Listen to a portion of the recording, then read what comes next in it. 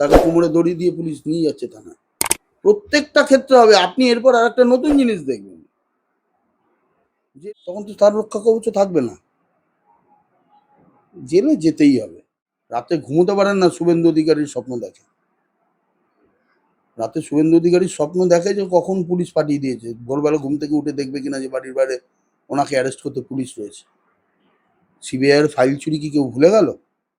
প্রণব মুখার্জির সঙ্গে বসে আমার একটা ছবি রয়েছে, এটা দিল্লির রাষ্ট্রপতি ভবনে প্রণববাবুর সঙ্গে বসে আমার একান্ত সাক্ষাৎকার, দেখলেই বুঝতে পারবেন। এই ছবিটায় ওই যে বসে কথা বলছি, ওই দিন আমাকে প্রণববাবু বলেছিলেন, নিজে প্রণব মুখার্জি, তখন ভারতবর্ষের রাষ্ট্রপতি, আমাকে কৌশিক বলতেন। আমাকে বলেছিলেন পরিষ্কার কথা, কৌশিক একটা জিনিস জেনে রাখ, এই বাংলায় রাজনীতিক ভবিষ্যতের নাম হচ্ছে শুভেন্দু অধিকারী। সেদিনই আমি বুঝতে পেরেছিলাম এই দলটা শেষ হয়ে গেল। মমতা ব্যানার্জি নিজে হাতে শেষ করে দিল। মমতা ব্যানার্জি যে ম্যান্ডেট নিয়ে এসেছিল, যে পাওয়ার নিয়ে এসেছিল ভারতবর্ষের বুকে, মমতা ব্যানার্জি আরামসে এটাকে বিজেপির মতো বা সিপিএম এর মতো একটা ক্যাডার ভিত্তিক দলে তো পরিণত করতে পারত। মমতা ব্যানার্জি সেটা করেননি। কেন করেননি? উনি চ্যালেঞ্জটা ছুড়েছেন ওনারই দলের মেয়র ববি হাকিম।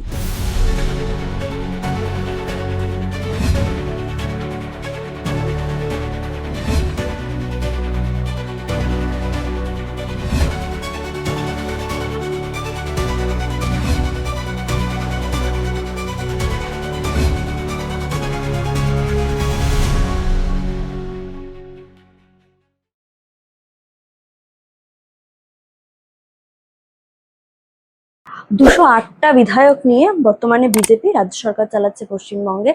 দেখা গেল যে বহু সংখ্যক সংখ্যালঘু ভোট সেটা পদ্ম শিবিরে পড়েছে। কিভাবে দেখছেন বিষয়টা? দেখুন, মানে এটা আপনি বাই ইলেকশনের কথাটা বলছেন তো? বাই ইলেকশনের পদ্ধতি, যে একটা যে বিশেষ সম্প্রদায় ভারতীয় জনতা পার্টির থেকে মুখ ফিরিয়ে রেখেছিল, কারণ তৃণমূল কংগ্রেস একটা ভুল বুঝিয়ে তাদেরকে দীর্ঘদিন রেখেছিল যে বিজেপি এলে তাদের বেঁচে থাকা মুশকিল হবে, তাদের খাওয়া পড়া থাকবে না, তাদেরকে এদেশ থেকে তাড়িয়ে দেবে। সেই বিশেষ সম্প্রদায়টা বুঝতে পেরেছে যে বিজেপি সরকার আসার পরেও তাদের কিন্তু কোথাও তাড়িয়ে দেওয়ার ব্যবস্থা হচ্ছে না, বা এসআইআর এর সময়ও তারা বুঝতে পেরেছেন যে তৃণমূল কংগ্রেসের বোঝানোটা ভুল। সেই ভুলটা বুঝতে পেরে তাদের ভোটগুলো আস্তে আস্তে ভারতীয় জনতা পার্টির দিকে ট্রান্সফার হচ্ছে। আর আমি শুধু বাই ইলেকশনেই ট্রান্সফার হয়েছে সেটা বলবো না, আমি বলবো যে জেনারেল ইলেকশনেও যেটা হয়েছে তাতেও যথেষ্ট মুসলিম ভোট তৃণমূলের বাইরে গেছে। তৃণমূলের বাইরে গিয়ে সবাই হয়তো বিজেপিকেই ভোটটা দেননি, কিন্তু কংগ্রেস সিপিএমও বহু ভোট ডাইভার্ট হয়ে গেছে তৃণমূলের থেকে। বিশেষ সম্প্রদায়ের মুসলিমরা তারা ভোটটাকে ট্রান্সফার করা শুরু করে দিয়েছে, এবং এই ভোটটা আগামী দিনে সমস্তটাই ভারতীয় জনতা পার্টির পক্ষেই আসবে। ভারতীয় জনতা পার্টির শুভেন্দু অধিকারীর নেতৃত্বে যে সরকার চলছে, সেই সরকারের ওপর বিশ্বাস ভরসায় তাদের দিকেই ফিরে আসবে। কিন্তু এই যে ফলতা, এটা তো ডায়মন্ড হারবার লোকসভার অন্তর্গত, যেখানে অভিষেক বন্দ্যোপাধ্যায় ডায়মন্ড হারবার মডেল চালিয়েছেন বারংবার। সেখানেই দেখা গেল রেজাল্টের পর দিনই 8 জন কাউন্সিলর সেখান থেকে পদত্যাগ করে দিল। দেখুন, এই পদত্যাগের ব্যাপারটা শুধু ডায়মন্ড হারবার না, এটা তো সারা বাংলাতেই চলছে পদত্যাগের হিড়িক। কারণ এরা বুঝতে পারছে যে এরা বিষবাঁ জলে পড়ে আছে। তো ভোটের আগেও এরা বুঝতে পেরেছে, সবাই বুঝতে পারেনি তা না, কিন্তু ভোট অবধি একটা আশা রেখেছিল যে মমতা ব্যানার্জি বা অভিষেক ব্যানার্জি 2021-এর মতো কিছু একটা মিরাক্কেল ঘটিয়ে দেবে, মানে ফাউন্টিংয়ে কিছু একটা ম্যানেজ করে কোনো রকমের তৃণমূল সরকারকে রেখে দিতে পারবে। কিন্তু যখন আলটিমেটলি তারা দেখলো যে সেটা পারলো না মমতা ব্যানার্জি এবং অভিষেক ব্যানার্জি, তখন তারা আস্তে আস্তে পদত্যাগ করে তৃণমূলের নিজেদের গায়ে থেকে তৃণমূল কংগ্রেস নামটা ঝেড়ে ফেলতে চাইছে। মমতা ব্যানার্জি ভোটের আগে বলেছিল না যে ভোটের পরে গায়ে পোস্টার লাগিয়ে ঘুরতে হবে যে আমি আর বিজেপিটা করি না। ঘটনাটা তার উল্টো হচ্ছে। আমরা এটা ভোটের আগেই বুঝেছিলাম যে ঘটনাটা উল্টো হবে। এখন তৃণমূল কংগ্রেসের কাউন্সিলররা বা কর্মীরা তারা গায়ে পোস্টার লাগিয়ে ঘুরছে যে আমি তৃণমূল কংগ্রেসটা করি না। কিন্তু এই যে পদত্যাগের হিড়িকের কথা বলছেন, মমতা বন্দ্যোপাধ্যায় কালকে তাদেরকে নিয়ে একটি কবিতা লিখেছেন, গিরগিটি নাম দিয়েছেন সেখানে কবিতাটি। আবার এপাং ওপাং ঝপাং, আমরা সবাই ড্যাং ড্যাং। আর কি করবে, আর তো ওনার কোনো কাজ নেই। এখন এদের নিয়ে কবিতা লিখুন, গান বাঁধুন, যতই গান বাঁধুন ওনাদের আর বাঁধতে পারবেন না। ওনারা আপনার বাঁধনের বাইরে বেরিয়ে গেছে। মমতা ব্যানার্জির বাঁধনের বাইরে বেরিয়ে গিয়ে যে আবার বিজেপিতে ঢুকতে পারবে সেটাও ওনারা পারবেন না। ওনারা এটাও এখন বুঝতে পারছেন যে ওনাদের অবস্থা হয়েছে সামলাকি না কুলরাখি। তৃণমূল কংগ্রেসেও থাকলাম না, বিজেপিতেও নেবে না, যাবেটা কোথায়? বঙ্গোপসাগরে গিয়ে ঝাঁপ না মারে দেখবেন। এই যে ফলতার পুষ্পা, যে নিজেকে বলেছিল ঝুঁকেগা নেই, সে তো প্রথম কথা লুকিয়ে পড়লো, তারপর দেখা যায় তার যে রক্ষা কবচ দিয়েছিল হাইকোর্ট সেটাও তুলে নিয়েছে হাইকোর্ট। হুম। তাহলে কি ভাই গ্রেফতার হয়ে যেতে পারে? অভিষেক ব্যানার্জি বাঁচাবে? অভিষেক ব্যানার্জি নিজের সঙ্গে রাখবে, অভিষেক ব্যানার্জিও জেলে যাবে, সঙ্গে পুষ্পাকেও নিয়ে যাবে। দুজনে ওখানে গিয়ে অভিষেক ব্যানার্জির গা হাত পা টিপবে জেলে বসে। কিন্তু এই অভিষেক ব্যানার্জিকে তো রক্ষা কবচ দিয়ে রেখেছে হাইকোর্ট 30শে জুলাই অব্দি। কতদিন দেয়? 30শে জুলাই, তারপর সারা জীবনের জন্য তো কাউকে রক্ষা কবচ দিতে পারে না।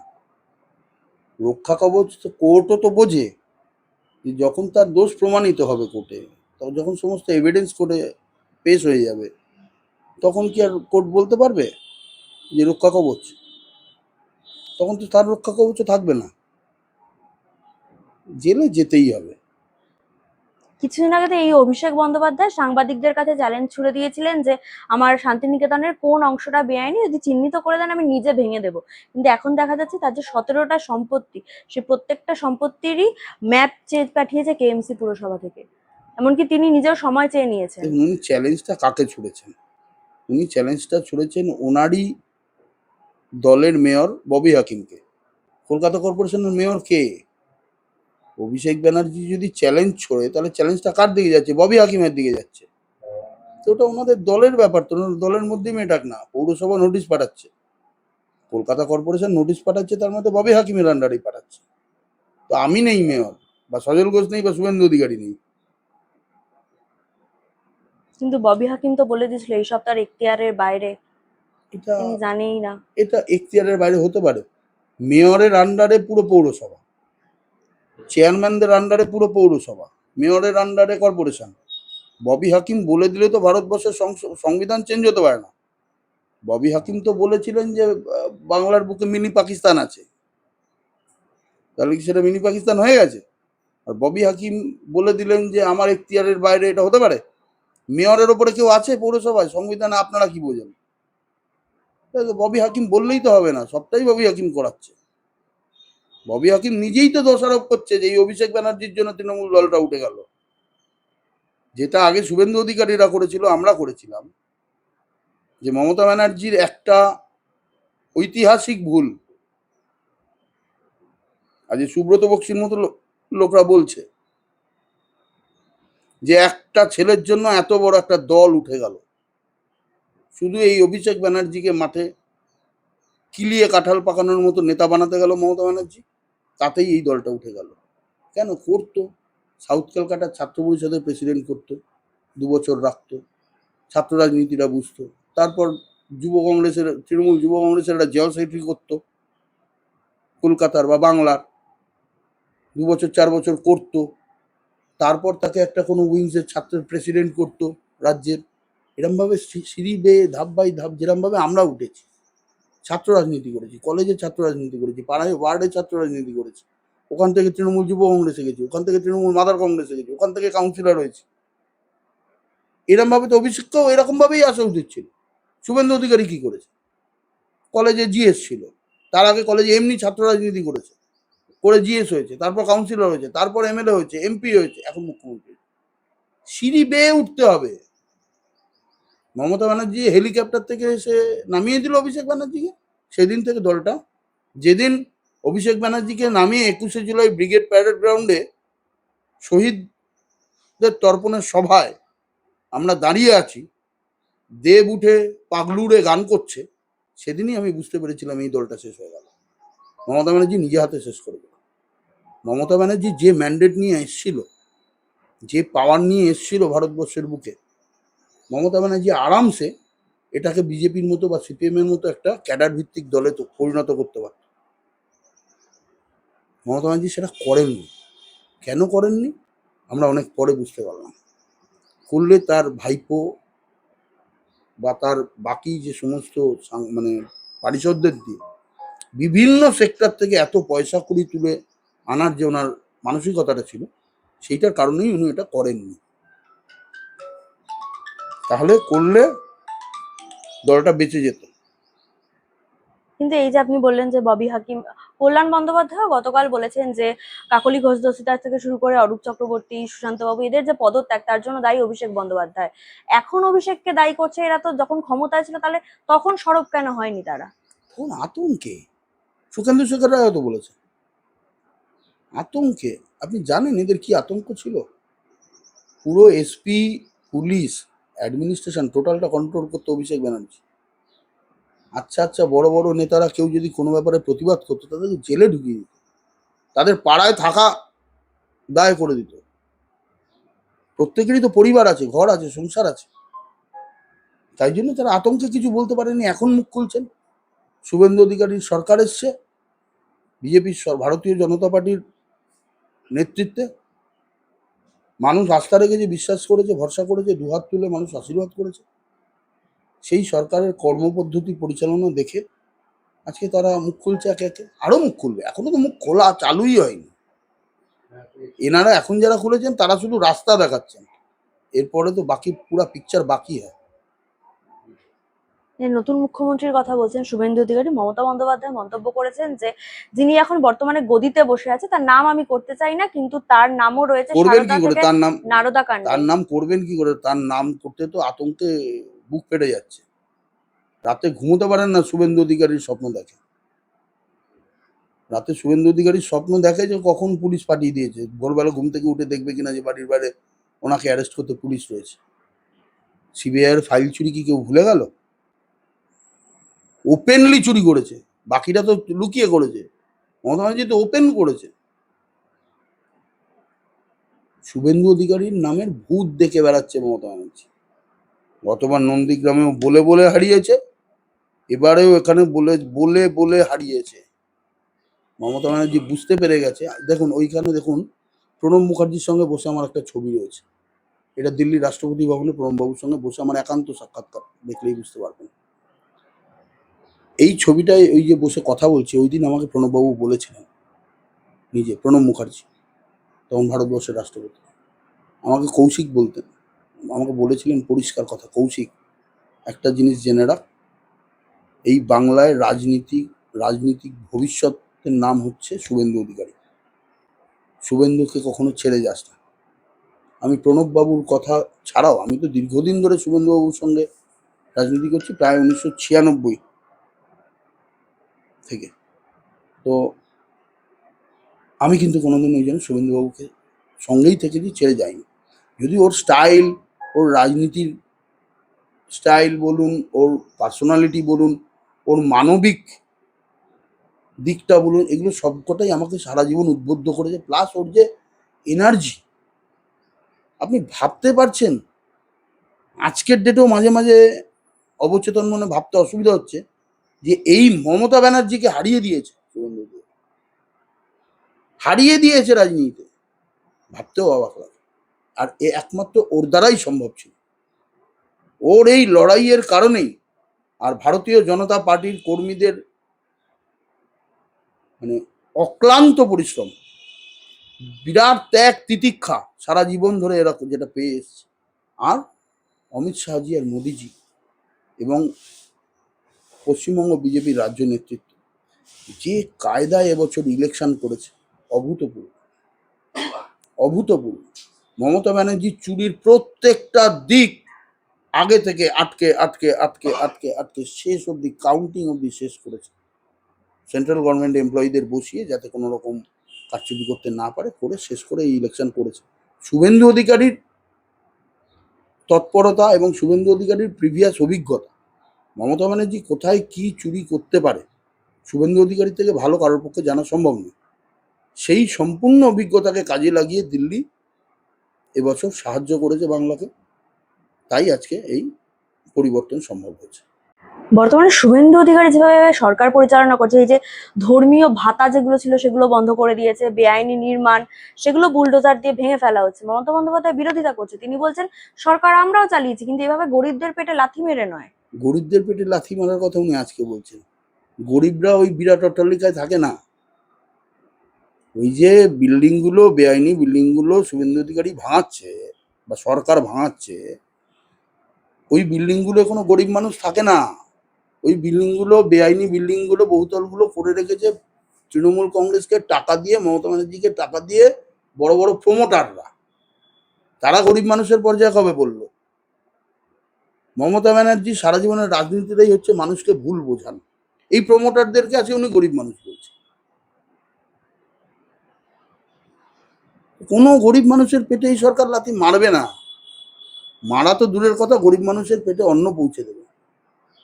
এত যদি গরিব মানুষের প্রতি সদয় ছিলেন, তাহলে এই লক্ষ্মীর ভান্ডারে 500 টাকা, 1000 টাকা প্রতি বছর ইলেকশন নিলে 500 টাকা করে বাড়াতেন কেন?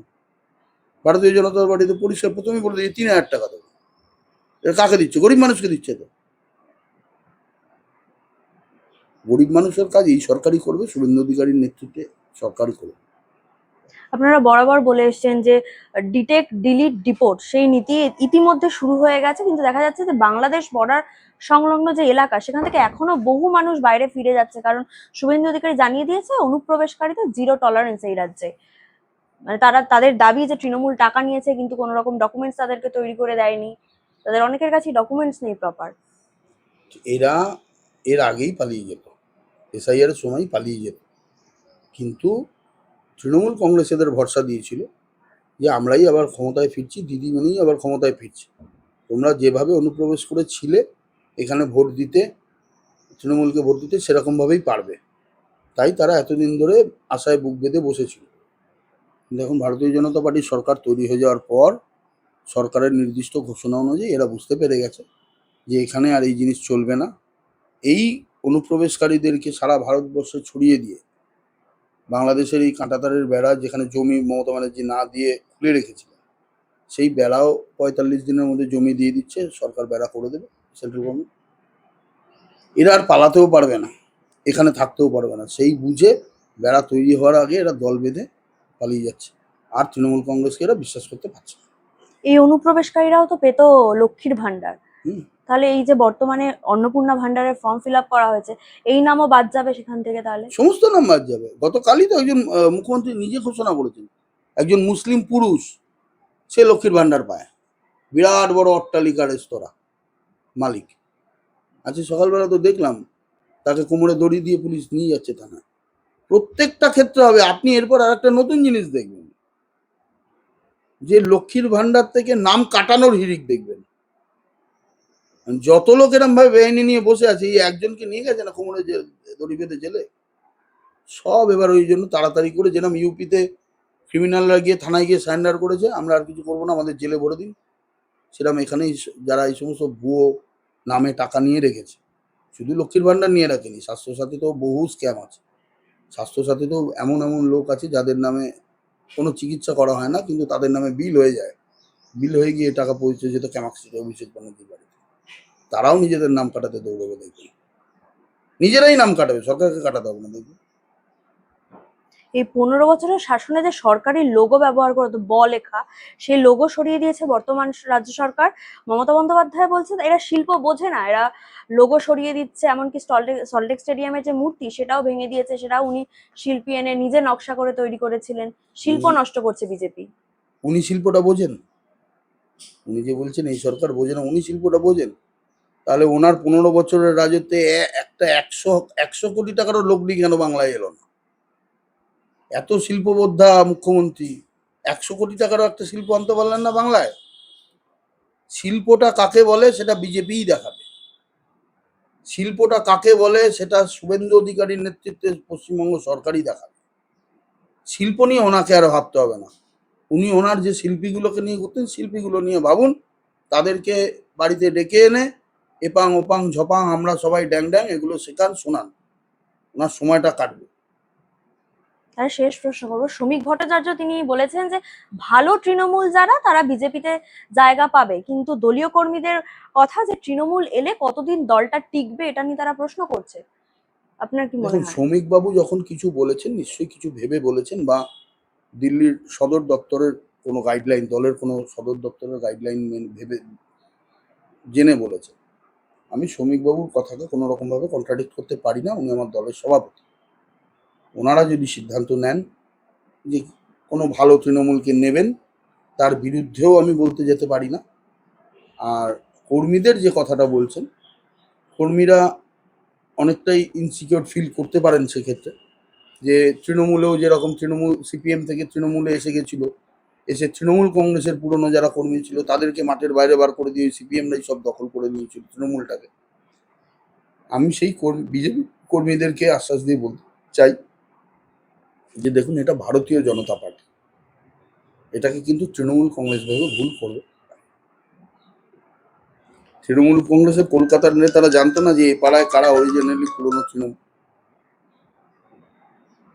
তাদের কাছে এই সিপিএম এর নেতাদেরকে এই নির্মল ঘোষদের মতো লোকরা নিয়ে যেত, বলতো এই তৃণমূল। ওরাও বলতো হ্যাঁ এই তৃণমূল। পাড়ার যে আসল তৃণমূল কংগ্রেসটা, তাকে বাড়ি পাঠিয়ে দিত। এটা ভারতীয় জনতা পার্টি, এখানে প্রত্যেকটা জিনিসের ডেটা আছে, কে কবে থেকে কি করছে, তার মেম্বারশিপের কার্ড আছে, তার নাম্বার আছে, তার ডেট আছে। তাই এখানে এরমটা হবে না। আর নতুন করে তৃণমূল কংগ্রেস থেকে এসে এখানে এমন দলে দলে ঝাঁকে ঝাঁকে তৃণমূল কংগ্রেসকে ঢুকতে দেওয়া হবে না। এখানে বিজেপিটা সংরক্ষিতই থাকবে।